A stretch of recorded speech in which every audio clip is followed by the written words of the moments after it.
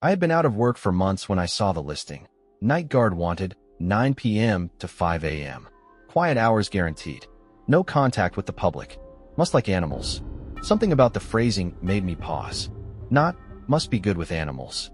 Not even, must be okay around animals. Just must like them. Still, the pay was good, the hours fit my insomnia, and the location wasn't far. The only catch. The job was at Evergrove Pet Rest, an old, private pet cemetery that sat on the edge of town like some forgotten patch of grief fenced off from the living. It was buried behind rusted iron gates and a wall of dying hedges, and while I'd passed it a dozen times before, I had never once seen a soul go in or out.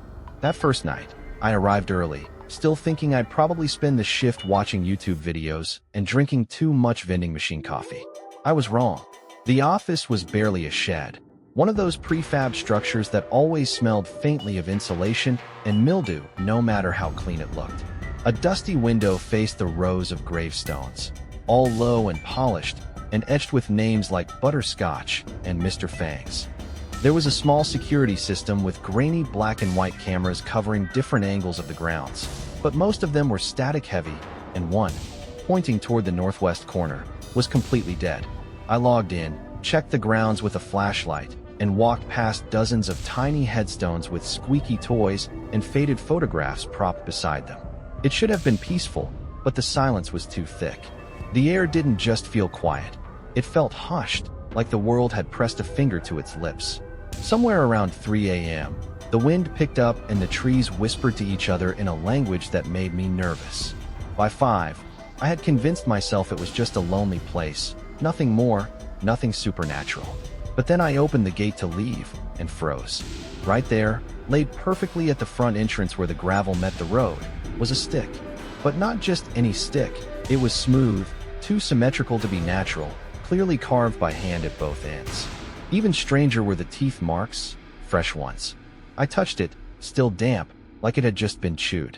I stood there for a long moment, heart slowly thudding in my chest, scanning the tree-line, the road, even the rooftops in the distance, but saw no sign of life. The wind had died. Everything was still. And just as I was bending down to pick it up, something howled. Not a coyote, not a dog, something deeper. A long, low sound that rose into a scream and then cut off, like someone had clapped their hands over its mouth. It was close. Too close. But when I spun around, nothing was there. And a stick with bite marks, left like a gift. It was exactly 2:33 a.m. when I saw her. I remember because I had just finished scribbling a note in my pocket-sized logbook, the kind I used in college to jot down strange dreams. I had decided to start keeping track of anything weird during the shifts, not because I expected a pattern, but because that damn stick from the first night had left a knot in my stomach that hadn't gone away. I looked up from the log, glanced at the camera feed, and nearly dropped the pen. On camera 4, right beside a crooked stone marked Luca, my brave boy, a figure in black knelt motionless, facing the grave. Her form was hazy in the low-res footage, flickering between frames like something struggling to fully exist. She wore a veil, thin, sheer, long enough to brush the grass. I ran to the window, expecting to see headlights or hear footsteps on gravel, but the road was empty. The only light came from the security lamp above the gate, and the air was still, so unnervingly still. When I looked back at the monitor, the screen was filled with static. Just that one camera. Just while she was there. I wanted to be brave, to step outside, to confront whatever this was, but something about her posture, perfectly straight, unmoving, like she had been sculpted from shadow, made my body rebel. My hand was already on the door, but I couldn't turn the knob. I waited. I sat in that cheap office chair, gripping the arms until my knuckles ached, and watched the static hiss on the screen like it was trying to cover something I wasn't meant to see. Then, as suddenly as it began, the interference vanished. Camera 4 blinked back to life, and the grave was empty. No footprints. No sign of her arrival or departure. I bolted outside with a flashlight, breath fogging in the cold, my shoes crunching over gravel that felt too loud in that place. Luca's grave was there. Fresh flowers lay at the base, lilacs, wet with dew, not there earlier in the night. No car tracks, no perfume scent. But near the base of the gravestone, I found something worse. A small, torn ribbon caught on the edge of the stone, and a paw print next to it, one that hadn't been there the day before. By morning, I had barely slept. I reviewed the footage again before my shift ended, hoping it had just been a trick of the camera, a trick of my tired mind, anything that would make it normal. But that segment, between 2:32 and 2:48, was completely corrupted. Nothing recorded. Just audio, faint, muffled crying, like someone mourning far beneath the soil. When I stepped out to head home, the sun was rising in bands of pale orange behind the treetops, and for a moment, the entire cemetery looked almost beautiful. Then I saw it. The stick. It was back at the gate, perfectly centered, just like before. But this time it wasn't just damp. It was soaked. Droplets of thick saliva clung to the bark, and something had chewed deep into it, splintering the wood like it had been worried with unnatural force. I picked it up with gloved fingers, held it at arm's length, and saw something scrawled into the side that hadn't been there before. Just 3 letters. Almost childlike. WG. That was the moment I realized something was playing with me, and I was already losing. At first, I thought it was just an animal, some stray, maybe a wild dog that had wandered too far out from the backwoods, lost and crying out to whatever god strays believe in. But by my 3rd night, it was clear that this wasn't any normal howl. It didn't echo the way sound usually does. It seemed to absorb the night, soak into the fog, and vibrate right behind my eyes like it came from inside the walls of the shack. It started around 2 a.m., low and stretched, like a morning siren. Then it would stop. A pause. A silence so pure it felt intentional, predatory. Then again, louder, this time from the left window. Then the right. Then behind the office. It circled me. It stalked me. I switched on the exterior lights, expecting to catch a glimpse of something, anything, but the cameras only showed trees bending slightly in the wind, headstones standing crooked like forgotten teeth, and mist curling at ankle height like it was alive. And still, the howling continued, always in a slow orbit around my shack. Never close enough to see, always close enough to hear. By 3:30, my nerves were shredded, and I had bitten the inside of my cheek so hard it bled. When the sun finally came up, and the first rays peeled the frost off the windows, I stepped outside, half expecting to see claw marks, tracks, maybe blood. What I found was worse. Just a few feet from the edge of the shack, etched cleanly into the frost-covered ground, was a paw print the size of a dinner plate. But it was wrong. The toes were uneven, stretched too long, like fingers that had been twisted, and the print was scorched into the ground. The frost completely melted in that perfect shape as if it had burned its way into the earth. The soil beneath was dark and wet, and I could swear, just for a second, it steamed. I snapped a photo with my phone, but when I checked the image later, the screen showed only a blur. No footprint, no clarity, just static and distortion.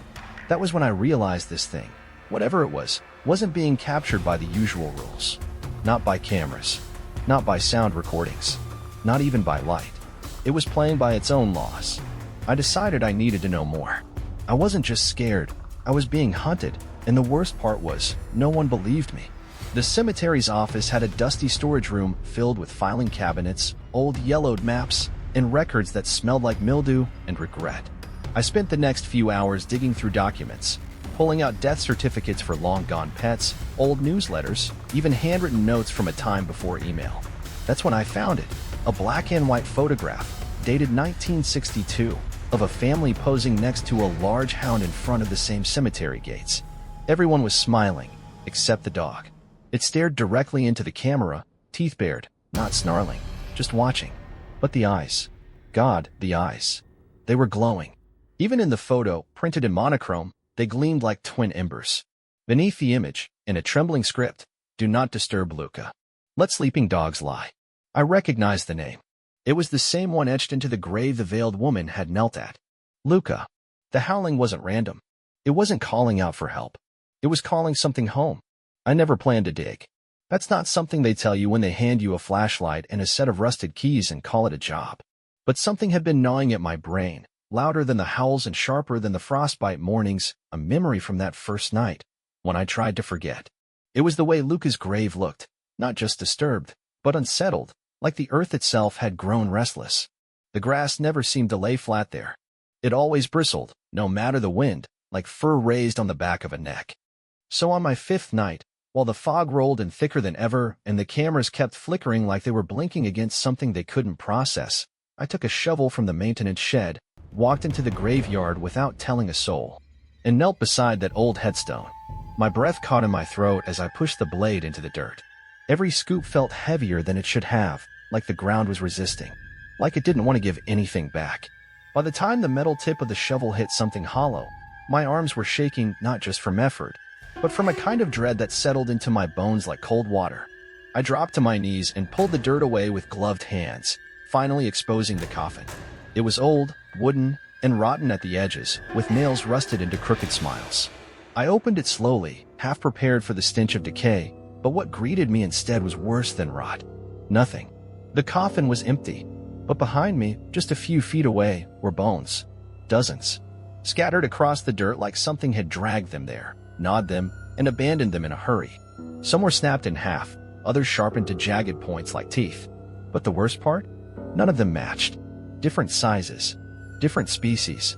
I spotted what looked like a rabbit's skull crushed beneath the femur of something much larger, maybe a goat. I backed away, almost falling into the hole, heart hammering, hands numb. I didn't know what I had disturbed, but something had already been out, and something had already been feeding. I buried the mess in a panic, clawing at the dirt to hide the evidence, and when the hole was gone, I stood there for a full minute, trying to decide if I had just opened a gate I wasn't supposed to find. When I finally returned to the shack, I sent a routine text to my boss, all clear. Nothing out of the ordinary. A lie. A stupid, dangerous lie. But what else could I say? That the dog we buried years ago might be walking the cemetery at night like a lost thing, dragging bones through frost and whispering to the shadows? Midnight came, and with it, the lights began to flicker. The howl didn't come from far away this time. It came from above. The roof creaked. The ceiling sagged slightly. Then, scratch, a slow, deliberate scraping noise traced across the metal surface above me. Not from claws dragging side to side. No, this was vertical. Something was climbing down the door. It didn't want to knock. It wanted in. It was just after midnight when I heard it, not the scratching, not the howling, but a knock. A human knock.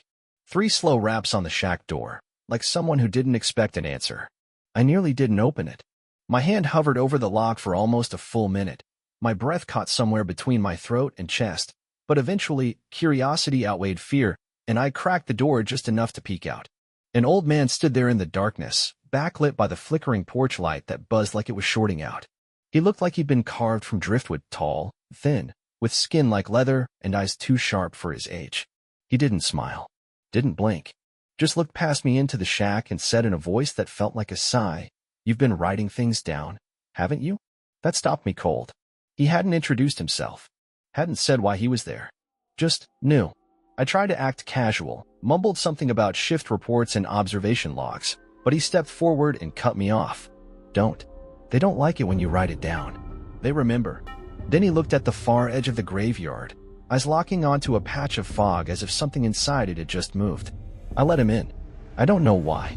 Maybe because he looked tired in the way only people who've carried too much for too long ever look. Maybe because I felt like if I didn't hear what he had to say, something worse would happen. He lowered himself into the plastic chair like it was the last thing holding him to this world, then started talking without being asked. Told me about his son, about a dog named Buddy, about a summer 30 years ago when everything turned dark. Buddy was a big mutt, the kind people called ugly until he smiled, he said, his voice brittle. Loved my boy more than anything. Followed him everywhere. But then, the boy stopped sleeping. Started talking to shadows. Said something in the woods was calling Buddy. And one day, Buddy snapped. Tore through the fence. Killed the neighbor girl. No warning. No barking. Just blood. I wanted to ask why he buried the dog here, but I didn't have to. He already knew. Wasn't the dog's fault. It wasn't even Buddy by the end. It was what came after. Something wore him like a coat. He leaned closer. His hands were trembling. They wait for grief. They wait for love twisted wrong. This place, it remembers every bone that was ever laid in it. And then he stood up, gripped the doorframe like it was the only real thing left to hold, and said, "Leave, or it'll fetch you too." He didn't say goodbye. He just vanished into the night like he'd never existed. I sat in silence for over an hour, too stunned to speak, too scared to move. Every noise outside became suspect. The wind brushing a branch, a distant truck on the highway, even my own breath felt like an intruder. Eventually, I dozed off in the chair with the cameras humming low around me. When I woke up, The door was closed, the sun was just beginning to bleed across the treetops, and the air smelled raw, like wet fur and ash. I turned around slowly, every inch of me aching with dread, and saw it, the stick. Not outside, not at the gate, but right there on the desk. Laid perfectly parallel to my open logbook, the pages damp with a thin line of drool. And carved into its side this time, just one word, scratched deep like claws on wood: stay. The shift after the old man's visit felt different from the start. The moment I stepped foot into the shack, something in the air had changed. It was thicker somehow, like the night had grown heavier and was pressing in from all sides. The monitors hummed quietly, their gray glow barely enough to keep the shadows from crowding the corners of the room, and as I flipped through each camera feed, I noticed something I hadn't seen before, a blur, low to the ground, fast, and almost intentional. It darted between two rows of graves in the northeast corner. At first, I thought it was just fog or a trick of motion distortion, but then it appeared again closer, on a different camera, and this time, I saw the impossible. The shape didn't move like an animal. It didn't gallop or slink or crawl. It flickered, like it was phasing forward every few feet, dragging a distortion trail behind it, as if reality had to catch up. My hands hovered over the keyboard, unsure whether to record or delete, but before I could react, all 6 cameras blinked to black for exactly 3 seconds. When the feeds returned, the blur was gone, but something scraped along the back wall of the shack, and I swear I heard a faint panting just outside the thin metal door. At some point during the night, I must have drifted into sleep. It wasn't intentional. One moment I was blinking too slowly at the monitor, and the next, I was trapped in a dream that felt more like a memory trying to rewrite itself. In it, I was in the cemetery, but it wasn't night. It was nowhere. No sky. No sun. Just endless graves and a low amber haze. I stood paralyzed while a massive black dog gnawed on a pile of bones at my feet. They weren't clean. They were fresh, slick, and red, and as the dog chewed, it looked up at me with eyes that didn't belong to anything living. They were human, deep-set, milk-glazed, and wide with something that wasn't hunger, but recognition. It didn't growl. It didn't lunge. It just stared, the rhythm of its jaw never breaking, and then it spoke, not with a mouth, but with the wind all around me. Come out and throw it. I woke gasping, soaked in cold sweat, to the sound of metal clattering against the door. I thought it was just the wind until the second bang hit, louder, like something had been thrown. I crept toward the door, flashlight trembling in my grip, and opened it an inch, just enough to peek through. The night was quiet again. Too quiet. The wind had stopped, and the fog had pooled low over the ground like breath that refused to rise. But there, just outside the door, resting with surgical precision at the edge of the concrete step, was the stick. Only this time, it hadn't been placed. It had been hurled. The wood was splintered at the end, freshly cracked, and embedded in the door above it was a smear of dark saliva that trailed downward in a lazy drip. I stepped back, heart pounding so violently I could feel it in my fingertips. Something out there wanted to play, and I was beginning to think that if I didn't throw it back, it might come in and find someone else to play with. I found him by accident, or maybe he found me. The man was slouched behind the dumpster at the gas station near the cemetery's turnoff, a crumpled paper bag in his lap, and a smell that clung to the air like something spoiled and sun-baked. His eyes, though glassy from whatever bottle he'd drained that morning, were alert. Too alert. When I passed him, he said something I almost missed. "You're the one watching the dogs now, huh?" I froze. Nobody ever mentioned the cemetery, not even the cashier inside. I turned to him, cautious, but he was already grinning with the slow amusement of someone who had stopped fearing things a long time ago. "You don't look like you've heard the bark yet, not up close." I bought him a hot coffee and a sandwich he barely touched, and in return, he told me he used to be the groundskeeper at Evergrowth. Not the one who planted flowers or cleaned up debris. No, the real one, the digger. The man who placed the bones. His fingers were thick and cracked like dry earth, and his voice got lower when he said, "There's a grave up there that's always empty, but someone keeps leaving fresh flowers. They shouldn't. Not for that one." Against all sense, I agreed to go back with him. Maybe I was desperate. Maybe I just wanted someone else to see it, to confirm that I hadn't gone completely mad. We walked in silence beneath a sky that churned with heavy clouds. The cemetery stretched before us like a wound that refused to scab over. He led me to a part of the graveyard I rarely patrolled. Too far from the lights, too close to the woods. The stone was small, unmarked, no name, no dates. Just a flat, rounded slab nestled between two gnarled trees. At its base, a bouquet of lilies. Fresh, dew still clung to them. The gravedigger stared at them with something like sorrow or guilt. "She leaves them," he muttered, then bent down and started digging without another word. I helped, though my hands were shaking. When we reached the coffin, he didn't hesitate. The lid creaked as it opened, and what I saw inside didn't make sense. There was no body, no bones, no sign that anything had ever been buried, except the stick. Polished, carved, resting perfectly still at the center of the pine box like it had been tucked in for a nap. But this wasn't the same stick from before. This one was older, smoother. The carvings were deeper, more deliberate. Symbols, not scratches. The gravedigger's hand hovered over it, but he didn't touch it. He just whispered, "It's not a toy. It's an anchor, and someone keeps pulling it loose." Before I could ask what that meant, before I could breathe, something screamed. Not a dog, not a person, something between. It came from the woods behind the stone wall, a sound like tearing metal layered with wet gurgling, and every hair on my body stood at once. The gravedigger dropped the shovel and bolted, faster than I thought a man his age could move. I stood frozen for a second longer, drawn to the stick, unable to look away, my ears ringing with that impossible howl that echoed from somewhere just beyond the trees. Then, just as the last echo faded, I felt it, warm breath on my neck. But when I spun around, there was nothing there.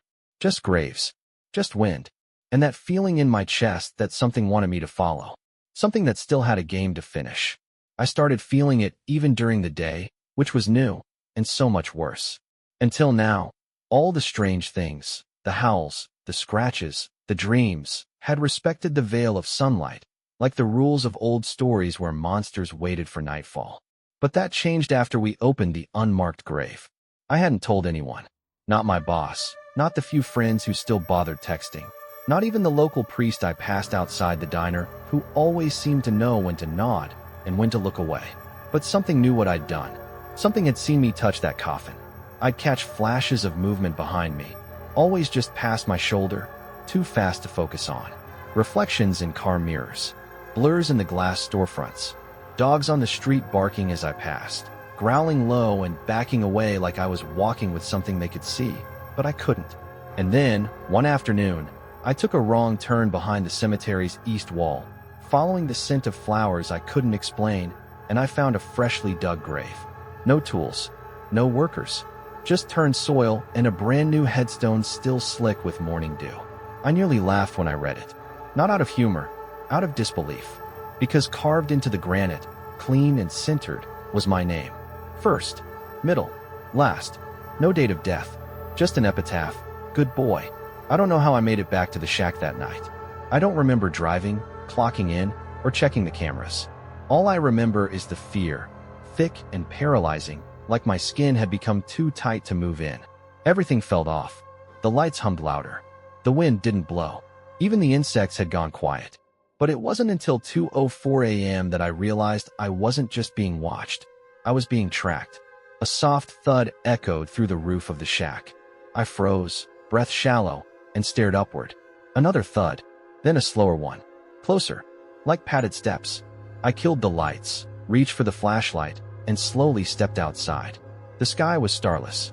The air was still. I circled the shack, half expecting to find scratch marks on the walls again, but the exterior was untouched. It wasn't until I re-entered and looked up that I saw them. Paw prints. Dozens. On the ceiling. Deep, pressed into the plaster like they'd been scorched in. Some smeared. Some spaced apart like a creature was pacing.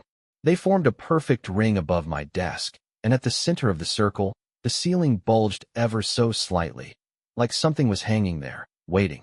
I didn't sleep. I didn't blink. I sat in the chair beneath those prints until sunrise, barely daring to breathe. That morning, the birds didn't sing. The sky didn't warm. And when I stepped outside, the stick was lying on my windshield, balanced so perfectly it looked placed by a machine. But what chilled me most wasn't the fact that it was wet again, or that it had fresh bite marks. It was that my name had been added to it, scratched in crooked lettering on the side. I didn't touch it. I just stared, because I think I finally understood what the old man meant. This thing, whatever it was, wasn't a ghost. It wasn't a demon. It was the fetch, the last loyal companion. And now it had chosen me.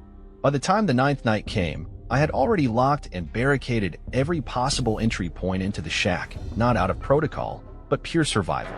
I pushed the metal filing cabinet against the door, stacked the chair legs into the window frames, taped the vents closed, and even unplugged the cameras because I couldn't stand seeing those glitching flickers in the corners anymore.